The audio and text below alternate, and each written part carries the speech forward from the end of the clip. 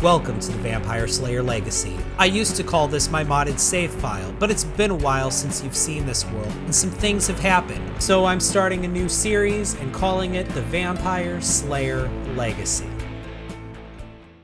The evil vampire Reginald Redding is basking in praise from the Vampiric Order after defeating the Vampire Slayer Abby Brewster. Her death means the Order can move forward with their plans to convert more Sims into vampires and create a vampire army. Despite his win against the Slayer, Reginald can't stop thinking about this girl that got away, a prisoner his brother Ren was keeping. He smelled something familiar in her blood, something from long ago, something intoxicating. He can only think about one thing: finding her. Maggie Newman is on the run. She can't return home to her parents because she knows she's being pursued, and returning home would put her parents in danger. Her brother Frank and their cousin Andrew freed her from captivity, and now they're hiding out in a rundown apartment in the city. Her uncle Gregory, Andrew's father, fought against the spellcaster supreme, Rachel Redding, as a distraction while Andrew and Frank helped Maggie escape, and Rachel killed him. This trio has inherited Gregory's ghost cat, Stitches, who's been in the Newman family for 5 generations, and they were guided to this apartment by Stitches, and the key was on Stitches' collar. It turns out Gregory has been renting this apartment secretly for years and using it as a safe house, but he never got rid of the previous tenant's things. So all of this old stuff has just been sitting here, collecting dust for years, while Gregory used this space to research magic books,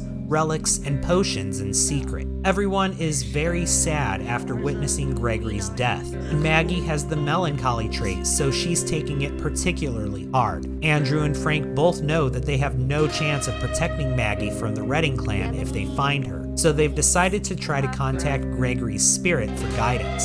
As a spellcaster, Andrew performed a ritual with Gregory's remains, binding his spirit to the mortal realm. Frank, on the other hand, doesn't have any natural magical ability, but he found this crystal ball at a local flea market and decided to try his luck with that. He practiced using the crystal ball while Maggie did her homework and Andrew slept. And he was able to receive a message from the spirits, but not a message from his uncle. This apartment has a washer and a dryer, so Frank started the laundry before grabbing some leftover food. Maggie finished her homework and then found a place on the computer desk for this frog she had in her inventory. She realized it's 4:30 in the morning and she should probably get some rest because she does have school on Monday, so she claimed the second bed in the apartment. Unfortunately, there is no bed for Frank in this apartment, so he has to take disco naps on the couch. But this is fine, and after taking just 2 naps, he woke up fully rested before anyone else in the apartment. And it's also All Hallows Eve.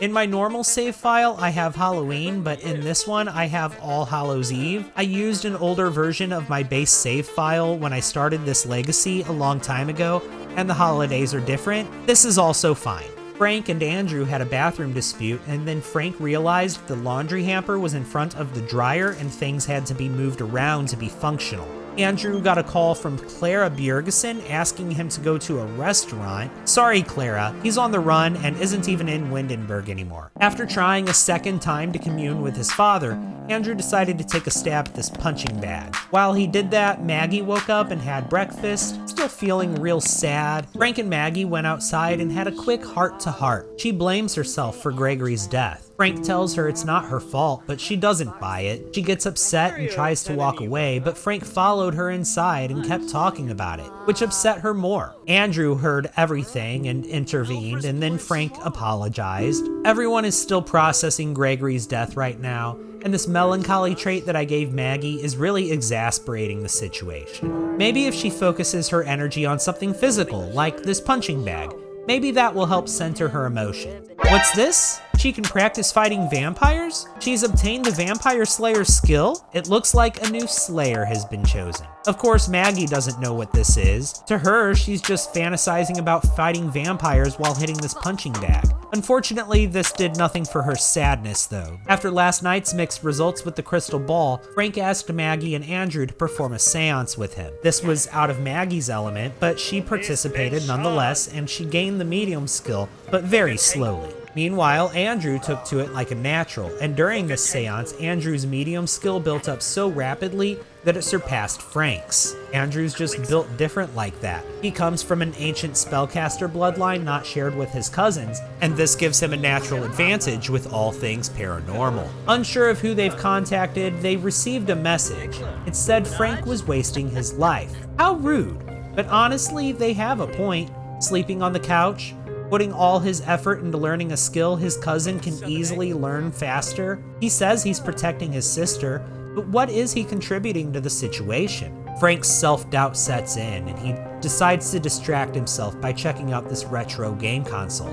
Is that Devil May Cry? Nice! Fueled by her fantasy of fighting vampires, Maggie decides to look for information about vampires on the computer. She used to romanticize them, and maybe she still does a little bit, but she's angry about vampires turning her into a blood slave, abducting her, and uprooting her life to the point she can't go home. She doesn't find much on the computer, but she does find a link to something called a vampire tome. It looks potentially helpful, so she buys a copy and immediately starts reading it. As a bookworm, Maggie is enthralled by the text. After a while, she stops reading because she realizes that in order to fight high-level vampires like Ren and Reginald, she needs to be a lot stronger than she is now. Andrew stepped outside to get away from the noise and try to focus on learning a new spell, and as he exited the apartment, he noticed a trick-or-treater, so he yelled back inside for Frank to come and greet them. Maggie was exhausted and sent herself to bed, even though she was supposed to be practicing fighting vampires.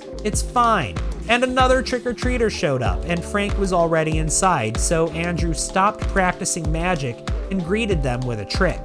When he went back inside, he talked with Frank, and Frank discovered that he has the family-oriented trait, probably from spending so much time with his sister and his cousin. The lights in Andrew's room are flickering? What's up with that? Surely no cause for alarm here, right?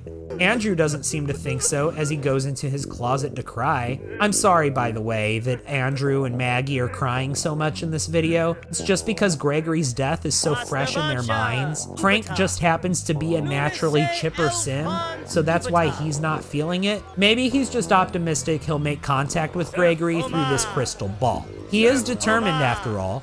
He received a message from the other side saying they're not impressed with his efforts. Whoever he's communicating with seems to be mocking him, playing into his self-doubts. He's trying to contact Gregory, but something else is responding. Since using Gregory's urn to bind his spirit to the mortal realm, Andrew noticed his father's ghost hasn't manifested yet. He also doesn't have the option to summon the ghost. Something is amiss. Andrew decides to experiment with the cauldron. He always finds it to be a peaceful experience, and he figures he might learn a potion recipe while he's at it. While using the cauldron, he ranked up his spellcaster level and received 3 new spellcaster perks. And after learning the recipe for the potion of Nimble Mind, Andrew went to bed. Again, Frank is the only one awake. He gave some attention to Stitches and then made some Franks and beans for the household. They've been eating fruitcake and poor quality garden salad for days, and they deserve a good meal. Unfortunately, Frank is also sick and needs some medicine. There we go, all better. While Maggie and Andrew sleep through the night, Frank is somehow well rested. I'm not sure why his sleep need is depleting so slowly, but it's fine. He did some laundry and then decided to try something new with the seance table. And look at that, he summoned Bonehilda. Bonehilda, you're not who we were trying to contact, but can you help get this place cleaned up while you're here? Andrew scolded Stitches for waking him up, and that made Stitches a very upset kitty, so of course Frank had to swoop in and save the day with pets and cuddles. And Maggie has school today. It's 7 a.m., school starts in an hour, so it's time to wake up. Yes, I know she's on the run from vampires, but she still has to go to school. I'm sorry, I don't make the rules. Maggie is still in mourning over her Uncle Gregory's death, and now she's also sad from having an awful holiday. I'm so sorry, Maggie. I didn't realize how intense the melancholy trait was. I might change that trait for the next video. And it's time to send Maggie to school. You know what? Let's follow her to school. I want to see what her school day is like. Upon arrival, we see several students outside, and inside, there's a werewolf named Jackson Claw. Now Maggie has seen it all. Until recently, she didn't even know vampires and magic were real. And now there's a werewolf walking around in her school. Of course she had to say hi, But while they were talking, more Sims came by and started talking to them. And it turned into a whole social thing, and thankfully we are saved by the bell. Time for class. Wait, no, it's a fire drill. Everyone shuffled outside, and to cut the tension, Maggie struck up a conversation with Rose Bolton, who wasn't very nice to her, it turns out, but talking to her did complete Maggie's want to meet a spellcaster. After the fire drill, everyone shuffled back inside for lunch, and Maggie had a good cry in the toilet, and then used the sink on her way out to cover up the fact that she was crying. She grabbed some lunch, but didn't get to finish eating because the bell rang and it was time for class. As she sat in class, Maggie found it difficult to listen to the teacher and difficult to concentrate on the lesson. Her mind wandered. Why was she so important to the vampires? What did Rachel want with her? And why does she feel the sudden need to hunt vampires? The bell. Class is over already?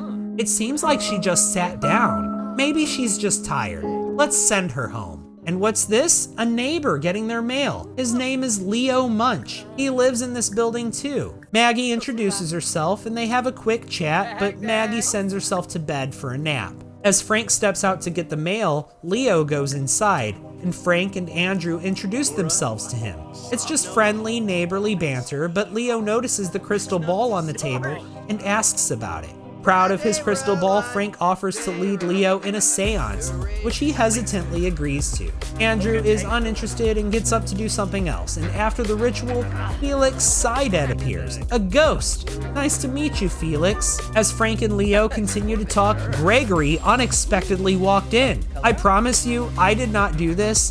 The game did this on its own. I don't know how he's here right now. He's supposed to be dead. His urn is in the next room. I even checked the family tree to confirm he's not a copy or something, and no, it's really him. I'm not sure how this happened, but let's roll with it. Frank and Andrew are in shock. They ask Gregory how he's here. He explains that Maggie is a vampire slayer, that she was activated when Abby died, and that he's been selected to be her watcher.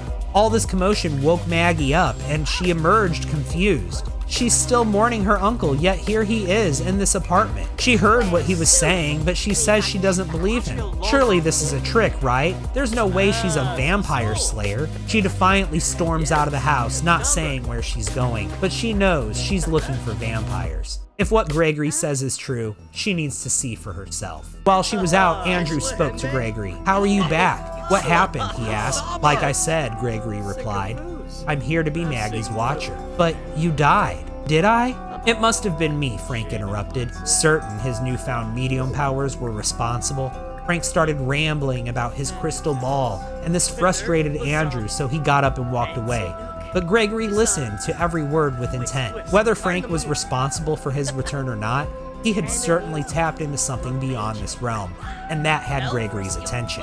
After spending hours roaming around in the city graveyard, Maggie still hadn't seen any vampires and was faced with the decision to go home or wait a little bit longer. She decided to wait a little bit longer, and suddenly a vampire attacked her out of nowhere. But this is exactly the fight Maggie was looking for. And almost like it was muscle memory, she slayed the vampire and made it look easy. It felt like she'd done it a million times. She knew exactly what to do. "I believe you," Maggie said upon returning home. "I'm a vampire slayer." She sat down.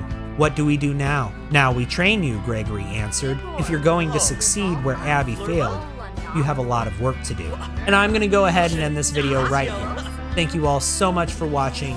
I'll see you in the next one.